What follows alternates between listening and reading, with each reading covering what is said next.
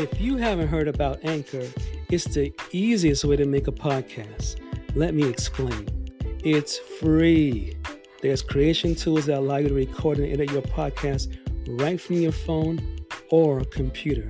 Anchor will distribute your podcast for you so you can be heard on Spotify, Apple Podcasts, and many, many more. You can make money from your podcast with no minimum listenership. It's everything you need to make a podcast in one place. Download the free Anchor app or go to anchor.fm today to get started. Hello, self-developers, and welcome to the Patrick Kelly Podcast for Self-Development, where I will be reviewing Audible books on self-development that can change your life for the better this year and years to come. It is said that if we keep on doing what we always did, we will keep on getting what we always got. In other words, to change our output, we first have to change our input. Today is December 12th, 2021, and this is episode 48. And today we'll be reviewing the Audible book, Talk Less, Say More: 3 Habits to Influence Others and Make Things Happen by Connie Dieken. This Audible book will help you to be more influential and make things happen in our distracted, attention deficit world. Communication is the single greatest challenge in business today. It takes just 3 habits to conquer it. And the way to conquer it is by learning the powerful 3-step method called Connect, Convey, Convince. Habit number 1, connect. Managing attention. Get people what they want in value so they will tune in. 10 signs that you just might be a weak connector. 1. You have trouble getting people to listen to you, pay attention to your ideas, or return your phone calls or emails. 2. You're impatient, easily distracted, or often multitask while communicating. 3. You don't listen well, interrupt frequently, dominate discussions, or start most conversations with what is important to you. 4. You are preoccupied with how others may be judging you. 5. You frequently ramble and take too long to get to the point. 6. You automatically use the same method of communication that you prefer to reach everyone. 7. You are not good at reading other people's body language, or you have trouble reading between the lines of what they say. 8. You are often judgmental or critical of others in public. 9. You sugarcoat, sidestep, or hold back to avoid conflict or criticism. 10. People don't share honest, timely feedback with you. If you said yes to any of these 10 signs, you just might be a weak connector. Chapter 1. Why connect? Connecting is the ability to engage and manage people's attention. You must learn how to give people what they want and value in order to earn their attention, or they will tune you out. You must learn how to connect smartly and intelligently. You must learn how to connect with people on their terms. You must give people what they want and value so you keep their attention. You must grasp people's attention at the moment of hello. Chapter 2. Stay in their moment by being fully present. Staying in their moment means fully focusing on the needs of the people with whom you are communicating with. You must first manage your own attention before winning people's interest. Use this strategy to attract and not distract. Seek not to disturb who is currently busy. Seek to understand a person before you can be understood. Aim for the heart and not for the head. The heart will always trump the head. Concentrate on people's feelings first. Focus on people, not on electronics, when giving a Microsoft Office presentation. Chapter 3. Front load. First things fast. Front loading means to quickly nail what is relevant to your listener so they can immediately grasp what is in it for them, and don't tune you out. Everybody has their radio tuned to WIIFM, which means what's in it for me. Front load technique number 1. Nail the big idea. Make sure that everyone is clear on your big idea, your vision, before you get down into the weeds and the details in order to keep people connected with you. Front load technique number 2, choose their PMOC. What is a PMOC? A PMOC, PMOC, is a preferred method of communication. If your preferred method of communicating with people is by text message, instead of using a text message to connect with a person, find out what method the person wants to communicate with and use that preferred method. If that person likes to do a Zoom or an Apple FaceTime, then use those methods to communicate with them.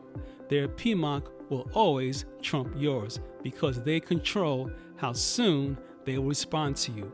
Front load technique number 3, diffuse defensiveness. If you are communicating with a person who is angry, upset, or resistant, you can use front loading to diffuse their defensiveness. Chapter 4, Goldilocks Candor. Candor means the quality of being open and honest in expression, frankness. Goldilocks Candor means not too hard and not too soft. It's just right. Choose the right level of candor to convey your message is crucial to keep people interested in what you have to say. Without connecting, you can't successfully convey or convince. The wrong level of candor can lead to defensiveness, hurt feelings, withholding, or poor performance. Smart candor is the Goldilocks test. Smart candor demonstrates integrity, which keeps people connected to you. Candor produces productivity and leads to a positive culture. Be candid, but not abrasive. Connect, review, and action plan. People want to know what is important to them, otherwise they will tune out. In order to connect, you must engage and manage people's attention right away by starting your communication to what is relevant to them, the listener. Habit number 2, convey. Managing information using portion control to get your points across with clarity, not confusion. Chapter 5, why convey?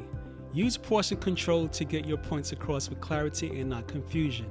Conveying successfully leads to a clear understanding, which will allow you to convince them later on.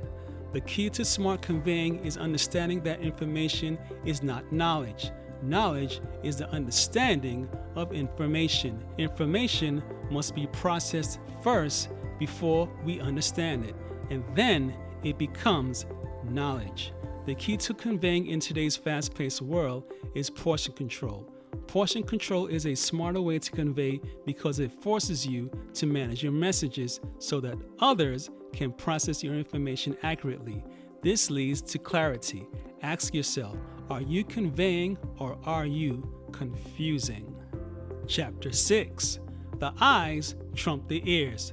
Show contrast. Showing contrast works because it is a visual shortcut. People respond most positively to what they see, not what they hear. Rethink PowerPoint.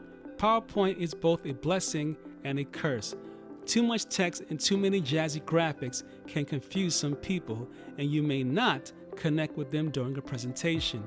Clarity is improved through simplicity and portion control. Too much of anything can dilute its power and muddle your message. Make it about them and not you.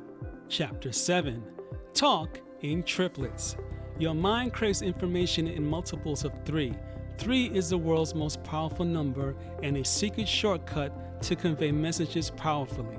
If you want to save time and effort in helping people understand your messages, structure them in variations of 3. Preload 3 choices. If you want somebody to connect with you, give them 3 ready-made options. Think narrow and deep. Presenting ideas in a narrow and deep way as opposed to wide and shallow will cement your ideas and prevent them from becoming lost in communication.